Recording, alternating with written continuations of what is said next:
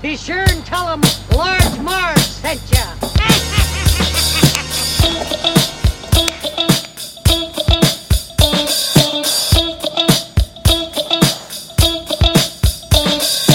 In the 90s, we were just teeny tykes. We rented movies and our bikes. We wanted to be DJs, but we were just teeny gals. So we went off to college and we remained as pals. 20 years later, we're still watching flicks and we're bringing you the favorite bit by bit. Sweetie and Sweetie are here to say it's the Large Marge Santa's podcast.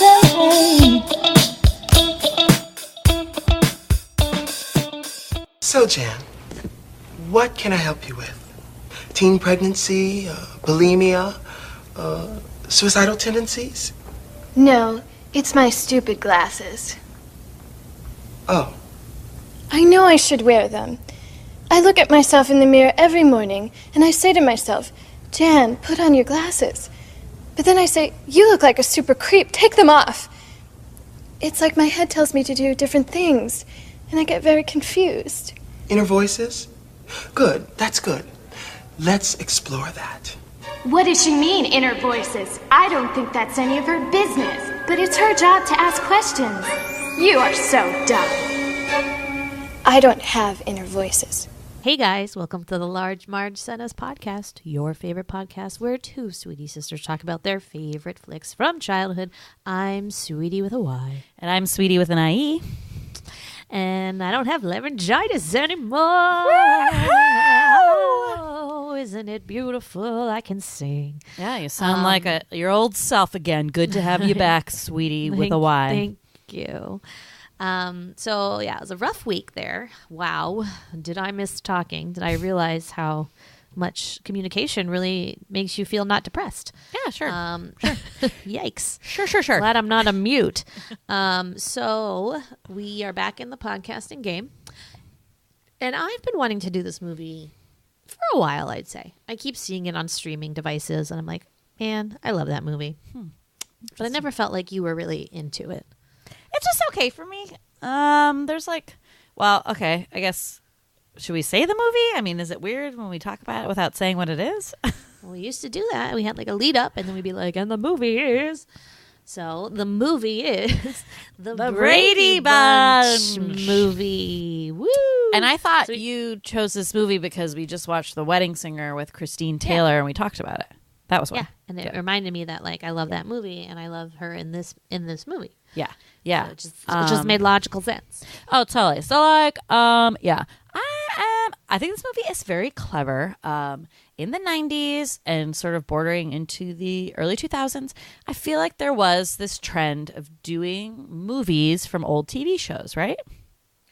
Yes, I talked about this when we did the Addams Family. Exactly. And I brought it up. Right. So that was like a big trend, and this one I think is probably one of the better ones, I guess I would say.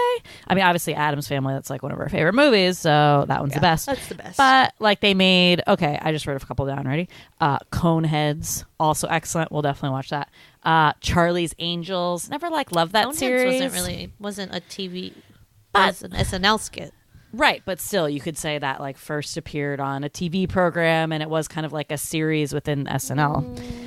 I think it's the same. Then Wayne's World and all those other ones would be the same. No, this should be specific to TV shows, actual series that ran in the 70s and the 60s that they brought back as a movie. I think Coneheads counts, okay? I'm saying. And if you look at similar movies on IMDb that Coneheads pops up, just saying. Starsky and Hutch, that was one they did quite a bit later, I believe.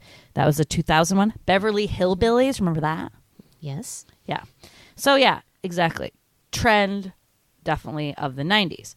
What was funny to me about the Brady Bunch version of it was that we grew up in a time where the Brady Bunch was very heavily in syndication. Like, I remember that. Nick so at Night. Even though, yeah. So, and I don't think it was even Nick at Night. I think because I remember watching I watched it on Nick at Night. No, but I remember watching it on Gumby or something like that. And then this would be on too. I think they played it on not just Nickelodeon. It was other places too.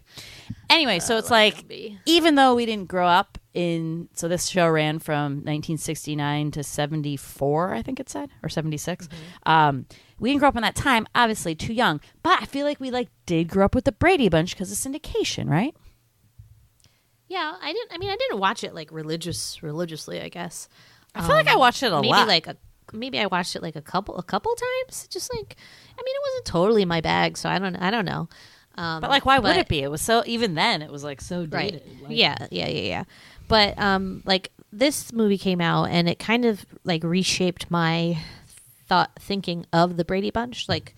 In my head, kind of still today, when I hear the Brady Bunch, I think of the people in this movie and not the actual Brady Bunch. Right. Which is really sad, and the reason why people hate remakes, because they're oh, the kids today will only hear that and think of the remake. Oh, God. But you know what? I'm here to tell you it's true. I'm sorry. Yeah. Totally. And I'm kind of okay with it, but I do remember the Brady kids being somewhat in the society and pop culture when this was in syndication and we were watching it. Do you kind of remember that? They were semi B-list people, the actual Brady their Bunch. real lives? Yeah. Yeah, I remember True Hollywood Stories and stuff. Yeah, remember Cindy Brady being a porn star. Or a drug addict or something. Yeah. And then the Greg guy, Barry Williams, ended up being somebody, I forget. Maybe he does music now or something. I don't know.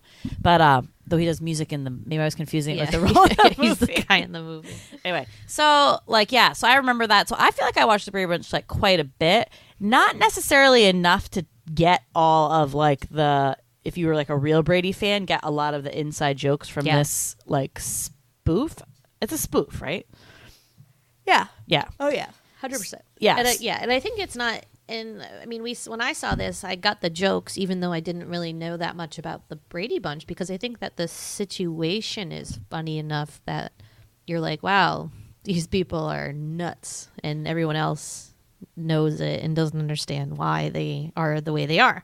It's just like the Addams Family, where you have the central family to them in their TV world that say nothing has changed, but they are now put into modern society. And that's the funny situation. Yeah, fish out of water, my favorite plot line. Sweetie's favorite. But I think when I watched this, I didn't understand that concept, and I thought they were just eternally living.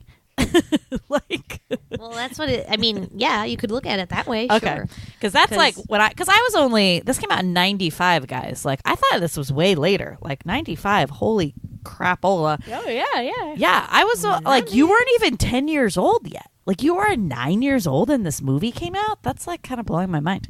And you had a memory we saw it on vacation, but are you sure it wasn't the Very Brady sequel? Oh, maybe. Because when we went to visit, it was one of them. Grammy and Grandpa, I was a senior, so it would have been year 2000. Yeah. Brady sequel was only a year or two after this one, wasn't it? Well, did we see it as a family when we went to? Yeah. Yeah, when we went to Naples. Minus Grammy and Grandpa.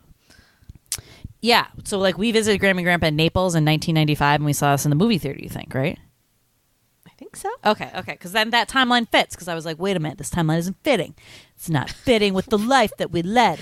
A Very Brady sequel was the next year, so that was 96. Yeah. Okay, anyway, so long family story short, guys. We saw this in the movie theater. Bonkers! I love that.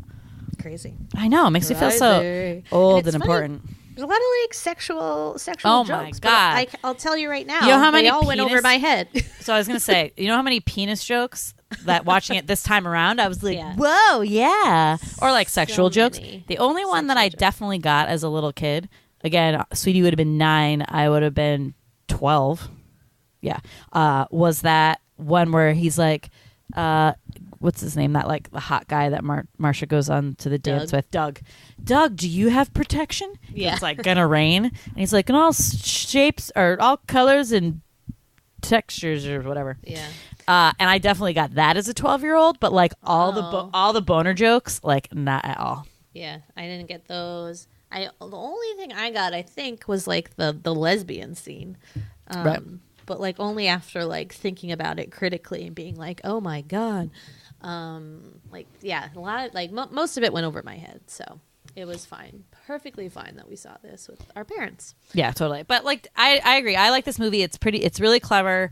It's not like my favorite by any means, but it's enjoyable. Hour and 30-minute romp. It made me smile, you know, and if that's what like comedies are supposed to do, like groovy. You're far out. Yeah. In a happening way. I also enjoy the like LA culture in the 90s that they highlight in this, which was like a different time, you know, carjacking and metal detectors at school dances. I literally, it's like a real great time. I literally wrote down, whatever happened to hijackers?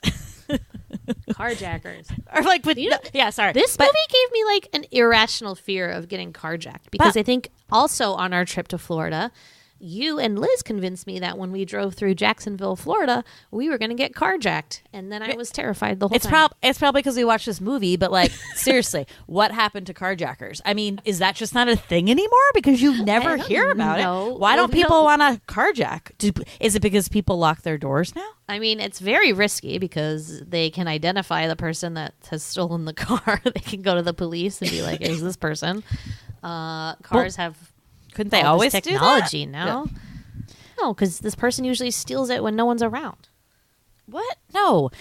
Carjack is when someone is like in the car, you're at like a stoplight, and someone comes up to you and is like, get out of your car, I have a gun. That's a carjacking. Yes. Yeah. So you look at them. You're looking at the person who's stealing your car. So you can identify them like in a witness lineup if you had to, probably. But I mean, you could always do that. So you just mean it's just like no one really found it successful, so they stopped doing it, kind of a thing?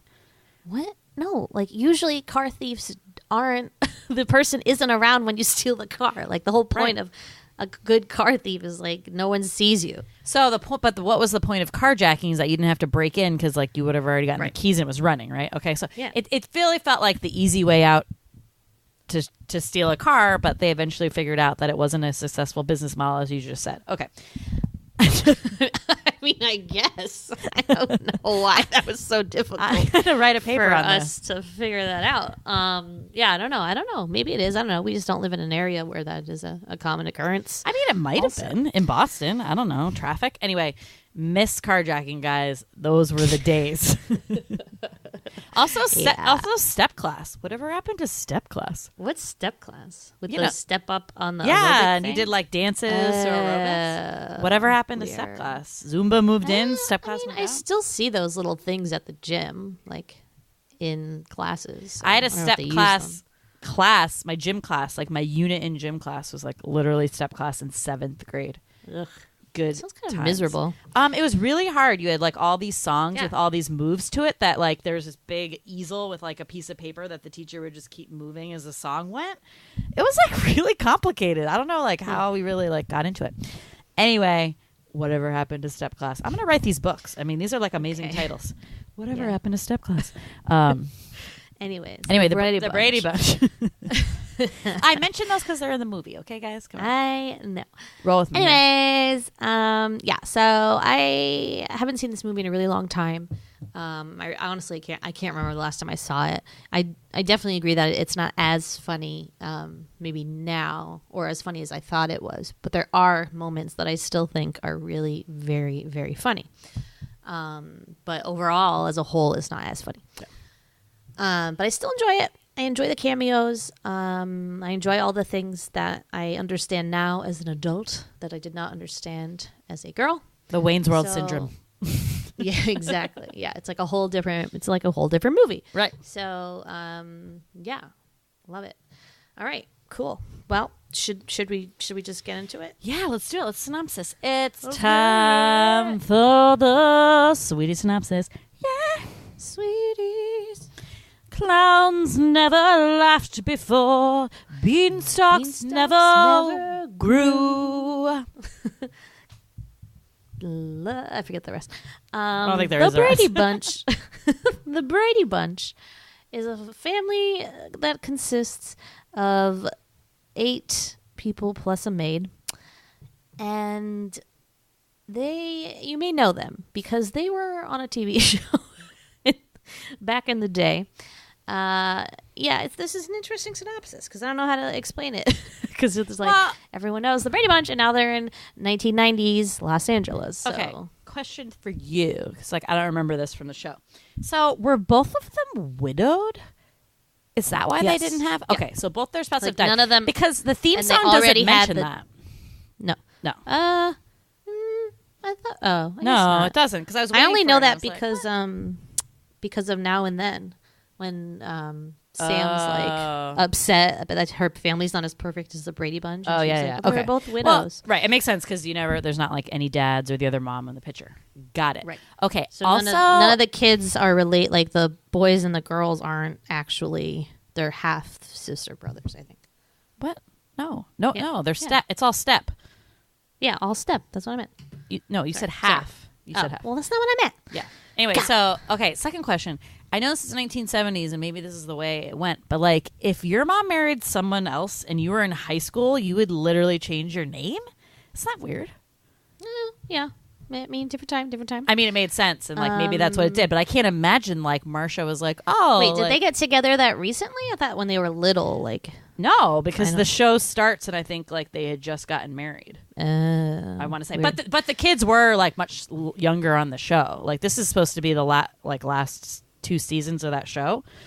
So when they were young, like they were probably in like elementary school. Okay, I mean, we just don't do that anymore. Anyway, I'm getting nitpicky and like ruining you're this. crazy. So crazy. go on. The Brady Bunch lives together in California. Yep, in Los Angeles, circa 1995. There's some like weird like a real estate dispute or something. I don't really understand it, to be honest. But they need to. Why do they need to get rid of everybody's houses on the block? They want to like rebuild it with like condos or something. Yeah, probably something like that. You know, those like development deals, and usually they offer people like a ton of money, and then everyone on the road sells. So the last holdout are the Bradys. They don't want to move because they love their house. Mike Brady built it, the dad. It's their family house. They don't want to move.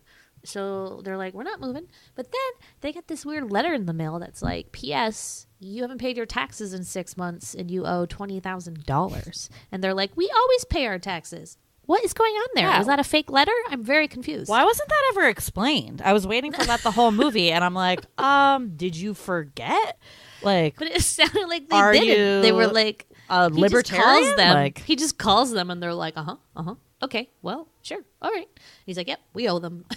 It just didn't make any sense. It didn't make any sense to me. Yeah, I don't know why they didn't say Unless maybe it's a play on the fact that, like, in the 70s, it was the Brady Bunch in the 70s or the 60s? 69 to 74 Okay, or something. so like in the 70s, the taxes were so low. Maybe it's like a joke on that. Like they didn't realize like they how weren't much paying the enough. taxes Oh yeah, were maybe. in the Yeah. 90s or something. Maybe. I don't know. Good I theory. thought it was a scam. I thought it was a scam this whole time. Yeah, I What's did his- Mr. Dinglemeyer. What's his name? Yeah. Dickelflicker. Dinkmeyer, Kuhmeyer.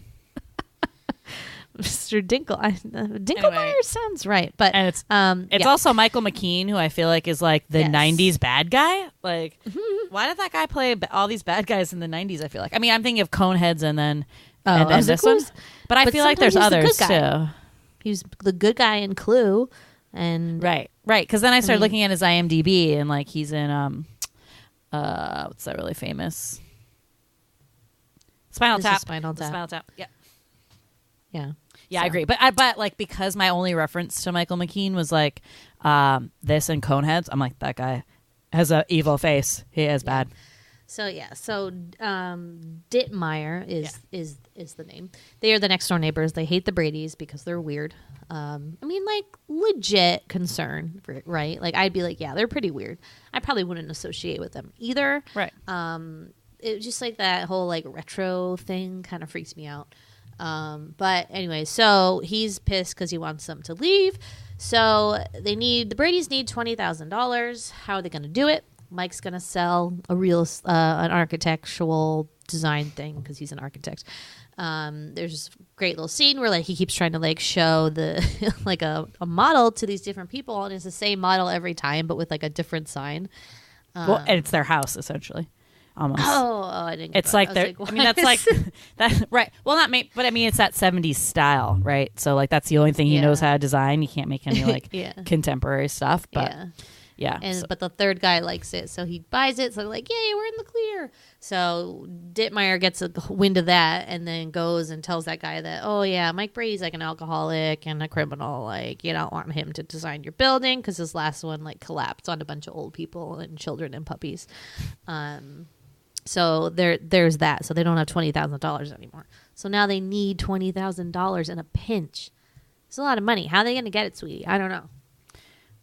So like the kids come up because they hear about this plan like for like before a little bit before like the house selling that when he sold that design. So they have all these different ideas to try to make money, you know, doing odd jobs. Marcia thinks about being a teen model.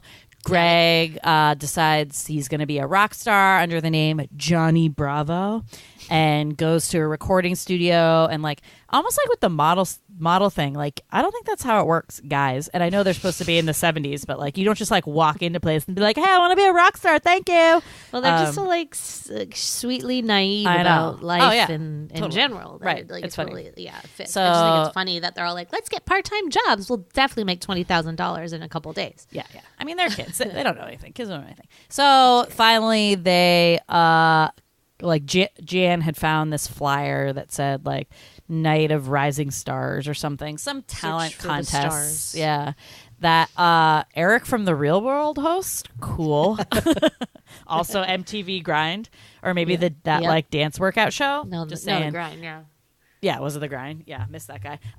Anyway, so like they come up with that idea and they realize they're like a musical act, so they like put on these bitchin' costumes. I've always loved those with the fringe that moves so well, and they're like bell bottoms and like the all girls have crop tops. Yeah, they're like super bright colors, and they do like this song at the talent show, which is we're gonna keep on dancing all through the night. So I forget if that was like a Brady Bunch song or they made that up or it's an old song or something. They sang I don't know. The Brady Bunch. But they did sing it's a freaking showstopper, especially when the judges are the monkeys.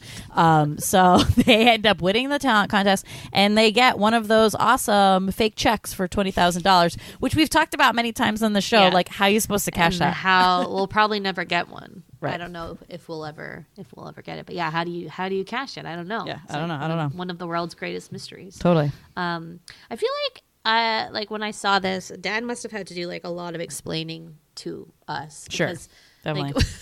like I didn't understand the joke that like nobody liked their act. Like at the end, like nobody claps and everybody's like, that was really weird. And then they're like, and the winners are the Brady Bunch, and they're like confused about it. And then they pan to the judges, and it's the monkeys. Which is so like awesome. as a kid, I was probably like, I don't really get that. Yeah. But Totally. like I got it's supposed to be funny of some kind. I also didn't get the joke where Davy Jones performs at the school dance, and all the older women like run up to the stage and are like obsessed with him. Like I remember Dad like explaining to me, or Mom explaining to me like why that was that way. Yeah. Well, save that scene. It's my favorite. I want to talk about it. There's like multiple layers of awesomeness in that scene. It's my favorite. We'll talk about it after. But yeah, so they get the fucking money, guys. 20,000 big ones. And they are able to bring it over to the house right before an auction happens, and they get rides from a cop. Kind of some story involved with that. We won't spoil it. And they get their house back. So wahoo, they're gonna keep on dancing all through the night in the Brady house forever. Woo! The end. Yay. Yeah, quick synopsis. Yeah, I mean, Obviously, there's not a lot of it Yeah. is like spoof things. So there's not like a ton of like plot there. Yeah, there's no real plot. I mean, it's so small. It's very small, but it's mostly about little. I mean, basically, they take actual stuff that happened on the Brady Bunch episodes and spoof it, right? And like, I don't know enough about the Brady Bunch really like individual episodes, but these are like very famous things that basically, if you've only know 3 things about the Brady Bunch, you'll remember like these episodes, right? Or like the stuff that happened to the kids, or like whatever. I mean, primarily the football smooshing the nose. Yeah. Is like the most famous. Right. But I would say like all the kids have their own little like side plot, right? Right. So Marcia's is she's like so popular, she has to figure out how to break up with like one of the two boys that asked her to the dance. She picks the wrong one. Surprise, surprise. Gets her nose scrunched by a football, like all that stuff. So that's like her side plot. Greg is that he wants to be a famous musician, but he's like not a good songwriter, so it doesn't go well. He also thinks he's like this crazy ladies man, but all the girls hate him, which is pretty sad. Poor Greg. Also, side note, did you know that Greg is the voice of Prince Eric from The Little Mermaid? Yes, I do. And I think he was also Blossom's boyfriend on Blossom. Oh my God. But it's listed as like Steve on Blossom, and then I was confused with Steve on Full House, and I was like, maybe that wasn't her boyfriend. This is how my mind works, guys. Oh. IMDb wormhole. But yes, Well, because Steve was Aladdin. Well, so. right. So then that's where I got messed up because I was like, oh, I think that's the guy's voice in Aladdin, but it was actually Prince Eric. God. I know. I like a meltdown on my couch. It was bad. Yeah. So that's Greg. Jan's story is probably the best story. She's having like an internal crisis about Marcia being perfect all the time. So she's like slowly developing a strange, like schizophrenic outlook on life / is a sociopath. Right. It's hilarious. And then we got Peter, who's going through puberty. So his voice is the ooh, the cracking. Cindy, no one can understand her because she lisps. That's unfortunate. And then we have the worst side plot of all, Bobby, who has a hard time being the safety monitor. Like, Poor Bobby. Boring. I mean, I feel like that was like his role in the show too. Honestly, I don't remember like any plots involving Bobby like at all. He's the worst. Boring as fuck, Bobby. Yeah. Get it together. I hope you grew up and weren't messed up about it. Yeah. And then you have Alice has a side plot too. Don't forget about her. Yep. So Alice, the maid, has been dating Sam the butcher for a while, but he won't propose. Still doesn't, I think, by the end, right? He gives her a bowling ball. Get the net, Alice. He has commitment issues. Like, I don't understand what she is doing with that. Well, they're getting busy anyways, so that was whatever. funny. I love that with like the booby tassels. Yeah. And then, Carol Brady, she's just like a stay-at-home mom. She like stays home, puts like a lot of sugar in her coffee, and then just like, she was doe-eyed about everything. She was and they made a joke about this, but she was a stay-at-home mom with a maid, which is like pretty awesome. Yeah. Like, what did you do all day? Just sit in that chair and wait for Mike Brady to get home? Yeah, get like weird. Feathery haircuts or something. I don't know. Yeah. So a bit about the cast. The casting in this movie is pretty damn spot on. And I mean, like, this, I guess, is like Sweetie Confusion in and of itself because they look exactly like the people who were the Brady Bunch. Yeah, they did a really good job with it. I agree. And part of that is easy because it's like makeup and hairstyle and costuming and all that. Right. But for the most part, I was pretty damn impressed.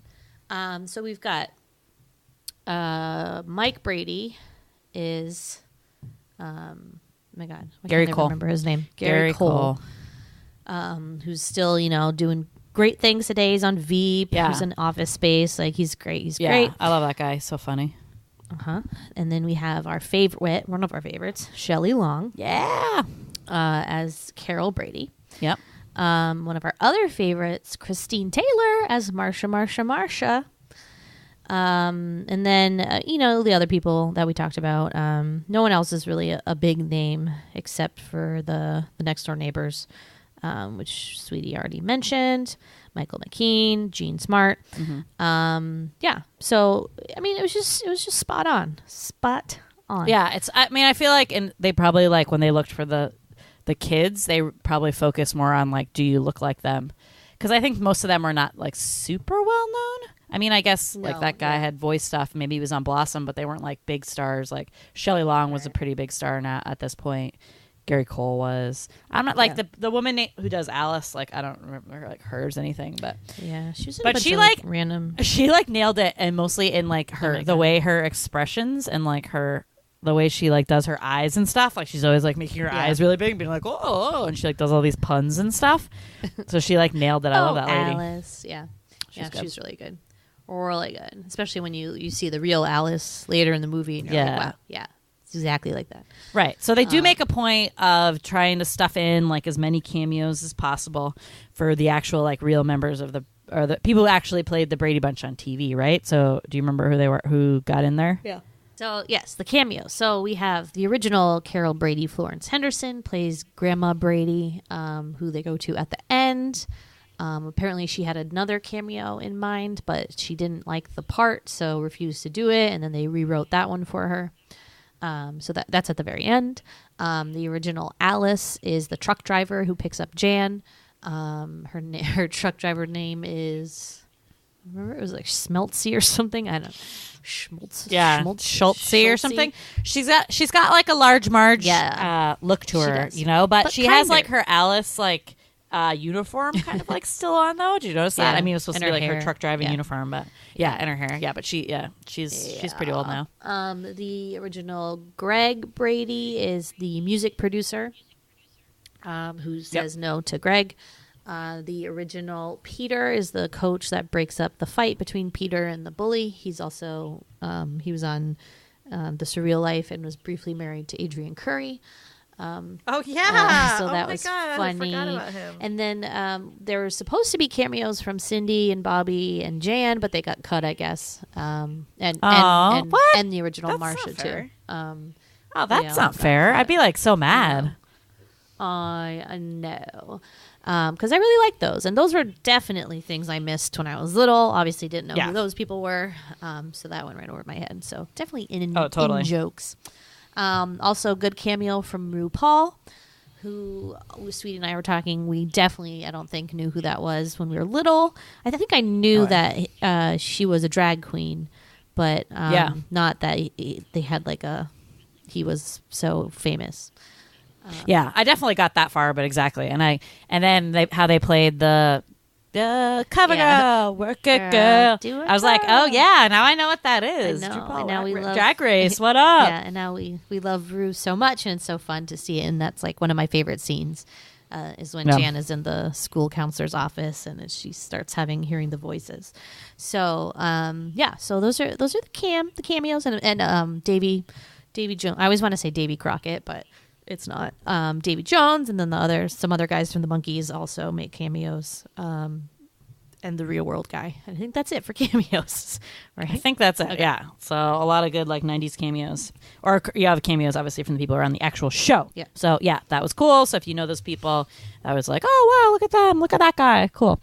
All right, let's talk about all the penis jokes that I missed like first time around, because I just kept writing them down. I was like, oh my God, I got to use these later.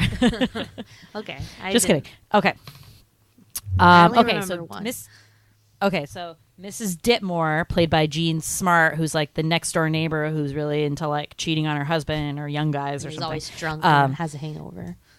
Yeah, so she has Greg goes over to the house to deliver the mail that's always getting delivered to the Brady house, and then Peter asks if he can mow her lawn. So she has like some like sexual jokes around the boys.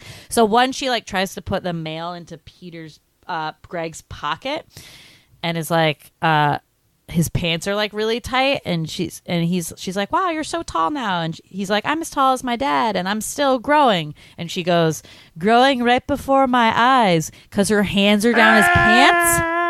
I know. Crazy. Yeah. And then like Peter comes, and then she's like, boys, when you're done, like, why don't you come in and help me make a sandwich? And like the way they're standing, it's like the two Bradys and then she's in the middle, like sexual sandwich.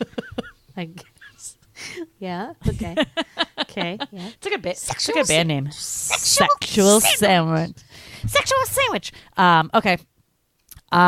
Something suddenly came up is one that they use. I feel like a couple times, but the one I remember is when after Marcia French kisses Charlie after the dance, he goes, Marcia, I have to go. Something came up. Yeah. So that's in his penis. I definitely did not get that when I was little, and tonight that was the main one that I remembered being like, whoa. Right. Okay. One more. When Sam comes in after the date with Alice, and they're hooking up, and she comes out in her like like little nightgown with the booby tassels. But then Sam is in the kitchen when like all the family comes downstairs, and they're like, "Whoa, Sam! Like, what are you doing here?" I guess not knowing he used to like spend the night. And he goes, "Oh," and he's a butcher, remember? But he's like, "Oh, I'm just delivering some meat." Ew. His meat stick, gross. I know. Good for Alice though, getting it. You know, Good one. like good for her. Yeah. Good for her. But yeah, man, those sexual jokes, like good times. And there's tons around the parents, right? Yeah, because that was like I guess they were like very. Was the joke that they were very like mushy on the show Yeah. and stuff? So that was like implied. I think so. And like, and it's funny, and I think this happened also when we did Wayne's World 2. But like a lot of the jokes we realized we loved were actually in the sequel. So like, remember in the sequel too, there's that joke where like Greg is attracted to Marcia, and they like see each other like in the silhouette, getting undressed or whatever, and it's like this like do, do, do, do. And it's like obviously I think that was more playing to the fact that everybody made that joke on about the Brady Bunch, or did those two actors like have a relationship on the show? Well, if you remember, the dad was a closeted gay man. Right, I remember that. Do you remember this at all? So like it got revealed when he died. I think he died from colon cancer or something. But they listed on his, and everyone found out about the secondary cause was HIV. And so then all his co-stars came out after he died and was like, yeah, he was like a closeted gay man and blah, blah, blah. So I don't think they felt comfortable at all hooking up on the show. And I guess Florence Henderson has like said to that. But I thought they were kind of mushy on the show, and that was the parody and the spoof on that. Yeah. But I'm not positive. Yeah. But yeah, no. I agree. And like really the jokes in this movie either go from like kind of like not that funny slapstick to all the jokes that are supposed to be spoofs and then kind of fish out of water jokes, right? So that's kind of like the main like it's just this really all the Brady like the humor in the Brady Bunch was like a very specific like, oh, Alice says a funny thing, and they go, oh, Alice, and like all that stuff. So like did they really say like did they really like gain up on Jan and stuff?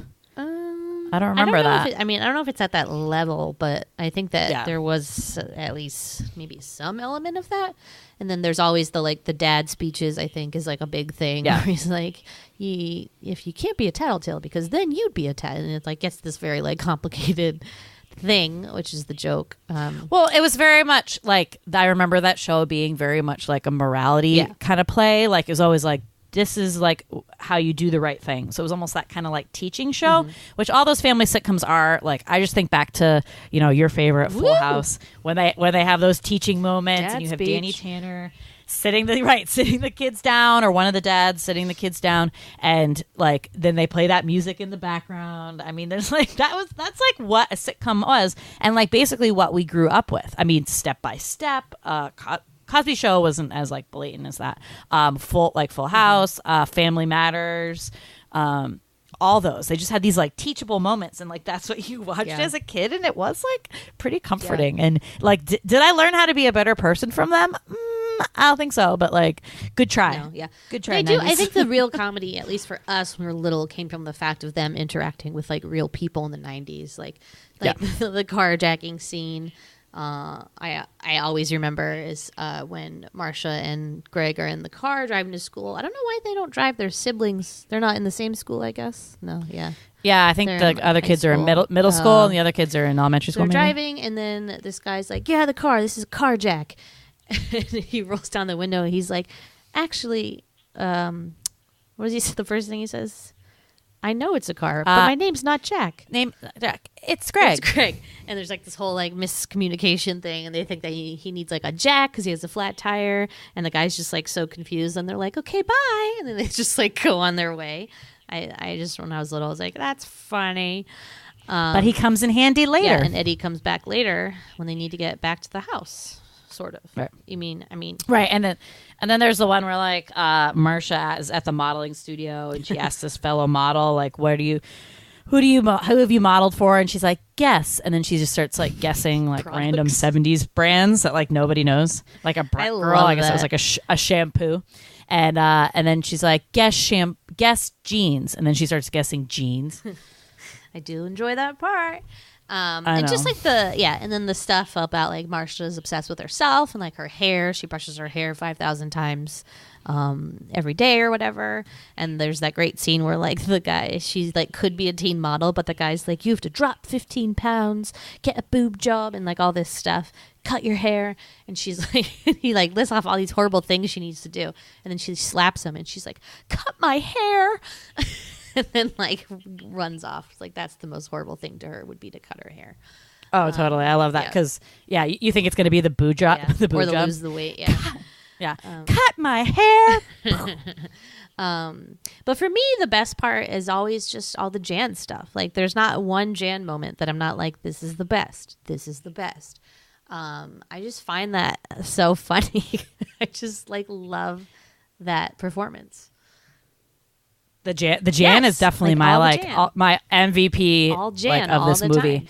Like, she's so good, and it is funny as hell. And like, I think she just like nails it. I forgot if that girl has done anything after that. I think she's done like random. I've seen her like in random shit. You know what she was in? If you remember, this is so random, but like, the Sex and the City California episode. I was like, she's like the door lady. I I was like, good for you, Jan, but like you should do better. Like you could do. I want you to dream big. Like she needs to be doing stuff. Totally. But I just like love all the Jan moments.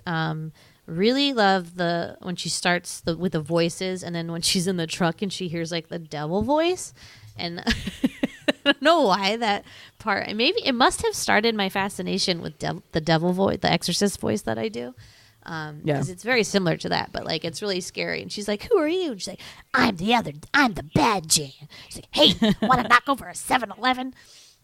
Oh my god, I had no idea what the fuck that meant. I was like, "What do you mean knock over a 7-Eleven?" It didn't make any sense to me. I'm still confused. You were only 9 years old. I'm like, poor little sweetie. No, but how do you knock over a 7-Eleven? What do you mean? What does that mean? Rob it. Okay. Rob it. Okay. I still don't get it. Knock it over is like an old term. Oh my god! Picked it up and like knocked it over because they were like so strong with her like demon powers. And she was like, "Oh my god! Pew! Oh my god! This is a house for ants, like Zoolander moment. Yep. A school for ants. Definitely. She's so great in this, and like like you said, like I thought this was the George Glass one where she makes up the fake boyfriend and then has that like dummy that she like has in like the cafe. It's so funny, but it's in the sequel. Yes. And I always used to like just love that. I think I used to use that when I was like, I don't know, like talking about fake boyfriends. I'd be like, yes, my boyfriend George Glass. Such a great name. But love that bitch. Okay, so can I talk about my favorite scene? Yeah. So my favorite scene is the school dance. So Marcia is supposed to goes to the school dance with this like what do they call him? Big man on campus. Doug. And he's like this hot guy who I think kind of has a girlfriend or maybe just like hooks up with a lot of people, but he like wants Marcia so bad because despite being like kind of crazy, she's hot, right? But so that's all that matters. He has the Skeet Ulrich like hairstyle, the like the man bob, the mob. Totally. So like they go to the dance together, and he's like takes her out to Lookout Point before and tries to get a little frisky in the car, and she's like, "No, Doug, like, is that your hand on my shoulder? That's third base. Like, no way." So that's pretty funny. What a rapist. Yeah. I mean, it was it was a Me Too moment, let's say, but he kicks her out of the car, and then she's like has to like find her way back to town or whatever, and this limo pulls up, and it turns out it's Davy Jones, who she's the president of the fan club, which was like a huge thing from the show, and like had written him every day to ask to like come to the school dance and play or something. So he actually like answered and like shows up.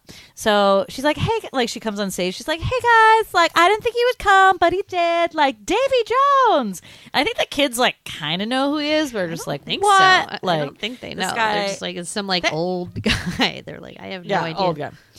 So he like comes out and he's like sweet little Davy Jones, if you remember from the Monkees, like the main guy from the Monkees, and like all the teachers in the school like flip the fuck out because they're like, oh my god, it's Davy Jones, I can't believe it, and they like bomb the stage. Okay, so in this scene I got like most of it right. Like, okay, it's Davy Jones, the kids don't know him, whatever. The part that is totally new to me on this watching is that Davy Jones starts singing one of his songs and I don't know the monkey songs well enough, but it is like kind of a familiar monkey song. And it's a rock kind of grunge band that plays at the dance. So they turned it into this like rock, like hard rock version. And Davy Jones is kind of just going with it. And he's like kind of looking and be like, okay, like I'm just going with it. And he's getting like so into it. That was It's new to you awesome. this time? Yes. You thought that was like the I know. actual way the song went or something? Yes. That's how much I do not know the monkey songs. Yeah, it's a really good version, huh? I like it. I know. I was into it, but like he was so cute and like the teachers are hilarious. There's the sex ed teacher is like this like tall, like maybe Spanish woman or Mexican woman, and she does this like shimmy of her chest. Oh my god, lost it. It was so good. And then there's like a couple other things that happen at the dance too, because like Marcia just is like, forget it, Doug, and then then Charlie, the guy she was supposed to go to the dance with, is like, okay, Marcia, like go get our coats, like I gotta talk to Doug for a second. And he tries to like stand up to him, and he just like chokes him. But then her cute little like friend who's a lesbian has a huge crush on her, punches him. I love that part. How was about a little I know. punch? And then Marcia thinks that Charlie did it, and the friend's like, it was me. So sad, so sad. But and then I love. Wait, did you already say when Marcia does the dance with the thumbs? Oh my god, no! That's the other part. Sorry, you can do that. So she's like, Charlie, will you dance with me? So they go and start dancing, and Marcia goes into this like thumb dance thing where like you stick your thumbs out and you do like a little like thing, which I'm assuming maybe I guess she did that like on the show on the Brady Bunch. I don't know. I guess, or was that just like a 70s style No, dance? I think it had to have been that like she was doing. like a Marcia specific thing. But the people at first, all the people around them are like, what is this bitch doing? And they're like looking at her weird. But then like one by one, everybody else starts doing it too, even though they're not doing it quite right. But whatever. Right. So that becomes almost like the like African anteater dance. Yeah, or like the like line dances of the time. Like everyone just like does a dance. Like, oh, look at like one person does a dance. Let's all do it. But yeah, I think that school dance scene is top notch. You know what's so gross about that scene though is that like gross Doug has sex behind like the table with the girl at the dance. He's Like, nasty, man. What? That was crazy. But yeah. Nasty. Okay, and question: were those condom balloons at the dance? Did you see that? They had like all these white balloons with like basically like a shaft sticking out of it, and I'm like, who blew up condoms and used them as balloons? That was probably intentional. Yeah, definitely. So a couple of my other kind of favorite, they're more like favorite lines, I guess, than scenes. But the one that my friends and I used to love is when it is a pretty funny bit, like the first couple times it happens when Cindy tries to like communicate something to the next door neighbor and he doesn't understand. And something like bad usually happens as a result of him not understanding that. Yeah. So my favorite one is when like his like smoothie falls on the treadmill or whatever when he's not there, and it's the Bloody Mary. But it's his Bloody Mary or the wife's. He took it away from her. Well, the wife definitely was having one, but he always had one on the treadmill. But like, who runs on the treadmill with a Bloody Mary? It was just tomato juice. I don't know. Yeah, so maybe. It falls and then like gets all over the belt. So Cindy sees it and she tries to tell him. She's like, "Excuse me, sir. Careful, your shoes will slip on the juice." And he's like, "I don't know what you're saying." She's like, "Your shoes will slip in the juice." She's like, she like can't understand it. And then she leaves and he like immediately slips on the treadmill and flies off into like the wall. So it's pretty good. Well, okay, so a couple of things with like all the Cindy list jokes, and like maybe it's because I used to have a list, so like I understand, but I could understand her fine. Like, was it? Well, I think bad. I think we needed to because we needed to know that like what was going to happen if, like, it's like dramatic irony when like you as like the audience know what's about to happen, but like he doesn't. So yeah, I think that was intentional. And the other one is like a repairman, whatever, comes like drops a wire, and then he has a lisp too, and he can like they can understand each other because they both have lisps. And he's like, "Don't let anyone touch this cord." So she's like, "Okay." So she stands there, and then Mr. Wire like makes her leave again, and he's like, "You forgot your jump rope," and then he like picks it up, and he like gets like launched into the fence. So it's pretty good. It's pretty good. He gets a lot of slapstick. He does. that character, because like there's one scene where Jan runs into him with her bike because she doesn't want to wear glasses, so she's like riding all around weird with the bike. So so it's like Michael McKean just getting like beat up in this movie, which is some take it what you will. If you like slapstick, it's pretty funny. Like, whatever.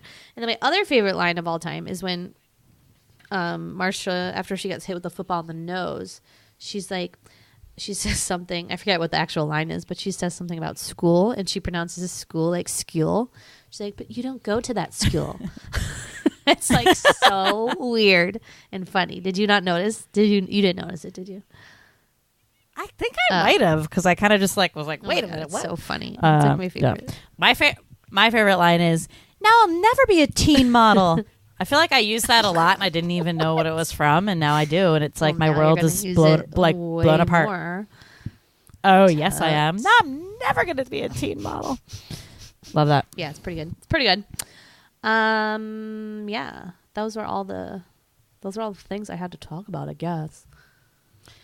Well, okay, I have a couple more. So, question for you. Did the 1970s cars not have blinkers? Because why was Greg using hand signals? Did he all use them the whole time, or just that one time when the hydraulic car was behind them or next to them? Just the one time So when the maybe he hydraulic wasn't car doing was a behind hand him. signal. Maybe he was just like, Yes, his hand was out I think it was a hand signal. to turn into a spot.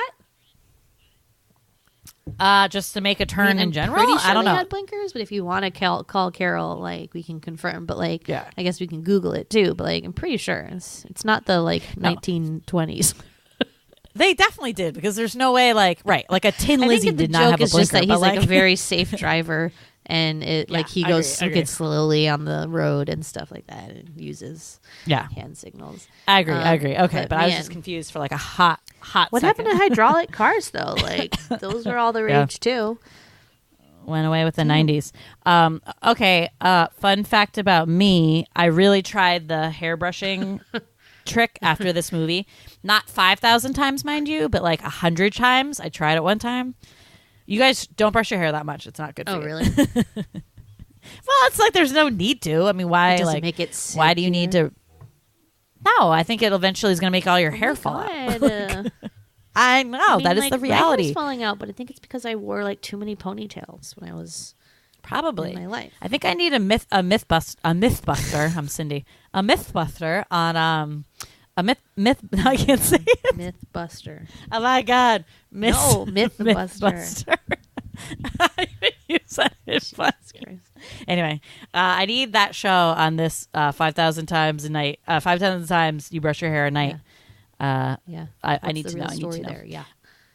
Yeah, what is the real story? And then a couple little Brady Bunch like things that if you didn't know. So the no toilet in the Brady bathroom joke was that apparently they always showed the bathroom that had no toilet in it in the show. And so because they were so like pure and wholesome, it was like a joke that like they just didn't even take a shit. You know, they never pooped because they were just so good. Or yeah, that would be a nightmare. And then the mom says something about like tiger, like where'd that dog go? And I guess that goes to like when the first 2 seasons of the Brady Bunch, they had this dog and then he just disappeared, but they like still had a doghouse outside. Where did Tiger go? Ran away, I guess. Guys, who ate him? Maybe, yeah, I don't know. Davy Jones. It was Davy Jones. Davy Jones. Which is your favorite Marcia outfit? Oh God. I'm only remembering like that like skirt one. I like hate her They're shoes. all the skirt I hate one. those like Those white. Oh, they're all skirt. I hate like the when that trend came back, that sort of like heeled loafer thing. I did have some, but I was just like not. I liked her school man, dance they one was like a blue. They're all like high waist skirts and like long sleeve, like little like flirty kind of skirts. But the school dance one, I like the color combination. She has like a really like bright purple and pink one, and then like a pink one that she wears to school. But yeah, the white shoes. Whoa. Yeah, too much for me. But yeah, the styles is really cool in this. They really did nail it, like you said, with like all the costumes and the makeup and the hair and everything. I mean, that I do remember that specifically. That mom Florence Henderson's hair through the years of that show, where it was just like it just so awesome 70s. It was like just so great. Like she went to feather. She wore that mullet one though is like the literally most unattractive haircut I've ever seen. I mean, why would you be like, yes, like close crop short and these like long strings on the back? I don't know. Oh, tragic Oh, mess. Carol. Yeah. What else? I think that's all I have. Oh, I like how the dad answers the phone. I think that's What did funny. he say again? Well, he's always like super positive, and even though how he's he hearing talks like on the he's phone, like yeah. hearing bad information, he's like, oh yeah, Okay. oh Oh. really, oh Yeah. okay, yeah, and then it's always That bad must news be, that he yeah. gets. I think we that's, should watch I was trying to watch a couple clips before we started recording, but I think we should go back and watch like a couple Brady Bunch episodes to see, the old to be ones? like, Yeah. oh, now I get it, because I bet we'd be like, oh my god, everything makes sense. Yeah, totally. I love when they go to the butcher and they get 20 pounds of ground beef. That's like all they eat because they just eat It's like just like meatloaf. the biggest Oh, man. meatloaf you've ever seen in your life. Like gross. Yeah. Oh, that was nasty. It's so good. But also remember in the so sequel yeah, when so- they eat the magic mushrooms. Yeah. Or no, just yeah, not the just the sequel's guy good. does. Yeah, the sequel's pretty good. Yeah, I want to watch that. Good times. Good times. But yeah, super fun. I remember, like I said, when all these came out and they were like huge hits. I remember everyone was like crazy about like everyone to kind of remake the TV show. You know, and I think also they did it probably for like that kind of like please the parents and the kids thing, because it would have been like we were like aware of that stuff, but like kind of we've been talking about, we didn't know like all the jokes. But then you could go as a parent, like our parents could go to this and like really connect to it. And like we would laugh anyway, and obviously had stars we knew and stuff. So I'm sure that's why they did it, and I think it was pretty successful. But they're not really doing that much now. Well, they're doing just more like, just straightforward they're- reboot, like a remake or remakes, whatever. exactly. I don't know if they're Exactly. putting a satire-y spoof spin on it. No, that's exactly what I would say, because I feel like the '90s had like a sense of humor about Yeah. that almost, and like Or didn't used want to it, remake yeah, it. And now we're in in like a like clever we're like way. chest deep in remakes. I mean, that's like all there is now. So it's like interesting that that's kind of where we are at with like pop culture. Not saying I'm too thrilled about it, but what can you do? Like, I'm not thrilled about it, but like whatever. But yeah, Brady Bunch, good stuff. Is that it? Is that all you got? Yeah, that's all I got. Cool. Well, if you like the Brady Bunch, if you want to tell us your favorite parts or whatever, or tell us something we got wrong, I'm sure we did. You can find us on Twitter at The Sweetie Club or on Instagram at Large Marge Sent Us. Thank you, as always, for listening. Bye. Bye.